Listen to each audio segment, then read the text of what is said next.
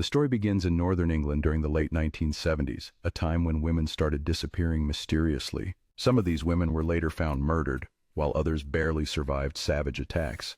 At first, the pattern of these assaults seemed unclear, but one detail kept surfacing repeatedly.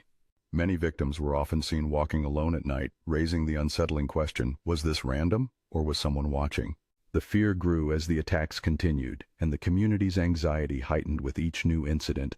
Women began changing their routines, some adopting curfews, trying to stay safe from an invisible threat. The press soon dubbed the perpetrator the Yorkshire Ripper, giving a sinister name to the nightmare. But amidst the chaos, a man started to send letters to the police, claiming to be the killer. He also sent a tape recording that sounded convincing, calm, controlled, and eerily self-assured. The police believed this voice belonged to the murderer and built an entire investigation around it.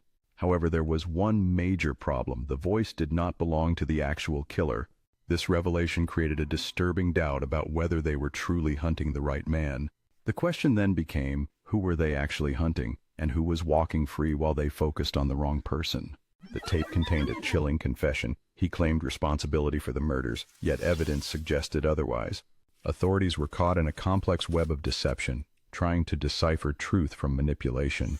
The case grew darker as the investigation intensified, revealing a number that haunted the timeline. Rank number 87. This rank was assigned to the killer's confirmed victims, 13 women who had fallen prey to his violence. In total, more than 20 other women were suspected of being attacked or murdered, but the true number remained uncertain. Tonight's entry is about the story behind that chilling figure, the haunting number 87. This story is part of Behind the Veil, Truths, where secrets and lies intertwine beneath the surface of history. The first signs appeared in the quiet neighborhoods of Yorkshire, where women's lives suddenly changed. Initially, the disappearances seemed random, but the pattern slowly became harder to ignore. Did the attacker choose his victims at random, or was he methodical, watching and waiting for the right moment? As the attacks persisted, a wave of fear swept through the community, forcing women to alter their nightly routines. Parents cautioned their daughters, and some women refused to walk alone after dark. Media outlets gave the killer a frightening nickname, the Yorkshire Ripper, making the terror personal and real. Meanwhile, a mysterious individual began communicating directly with the police, claiming to be the murderer. He sent threatening letters and a recorded tape that seemed to confirm his identity. This man's voice was calm, deliberate, and chilling in its confidence, convincing many to believe he was the killer.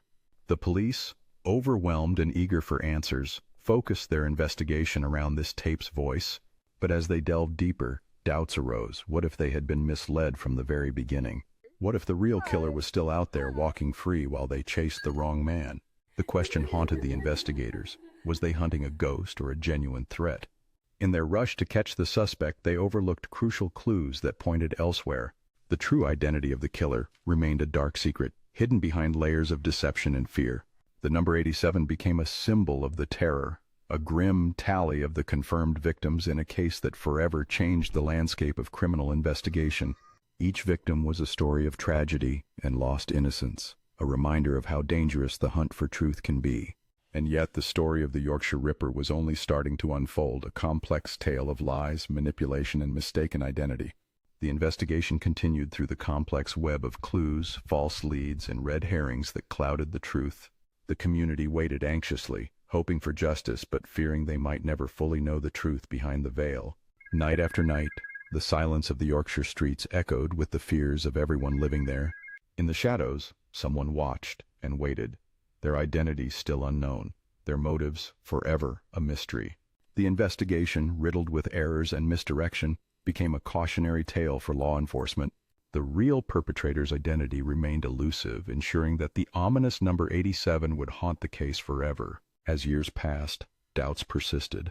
Was the right man ever truly caught, or was the hunt driven by mistakes? This story, filled with suspicion and uncertainty, exemplifies how elusive the truth can be when deception is involved. Tonight's story reminds us that behind every number, there is a human story, sometimes tragic, sometimes deceptive.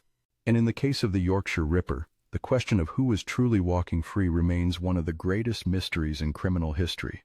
Act 3. Investigation and Mistakes. Thousands of men were interviewed, including one, Peter Sutcliffe. He was questioned and released again and again. Why? Because his voice didn't match the tape, and investigators trusted the wrong clue. While they focused on the tape, the real killer kept moving. If you follow cases where small mistakes change everything, consider subscribing to Behind the Veil Truths, because this mistake would cost lives. Act 4. The Discovery. In 1981, Sutcliffe was pulled over by police during a routine stop. Nothing unusual at first, but inconsistencies soon emerged. His story didn't hold, and this time officers looked closer. Why hadn't they seen it before? Act 5. Arrest, Trial, Aftermath. Peter Sutcliffe was arrested and confessed. The tape and letters were a hoax, created to mislead investigators. A distraction that misled one of the largest investigations in UK history. He was sentenced to life imprisonment. But the case left behind one haunting question. How many lives might have been saved if the right suspect had been taken seriously sooner? Before we continue, if you value stories that uncover hidden failures, subscribing to Behind the Veil Truths helps keep this series going. 13 confirmed, 13 lives stolen. Rank number 87 is behind us. But the descent continues. Next episode, the number changes again, but the killer behind it didn't send letters. He hunted victims along a dark highway and left bodies where drivers would never look.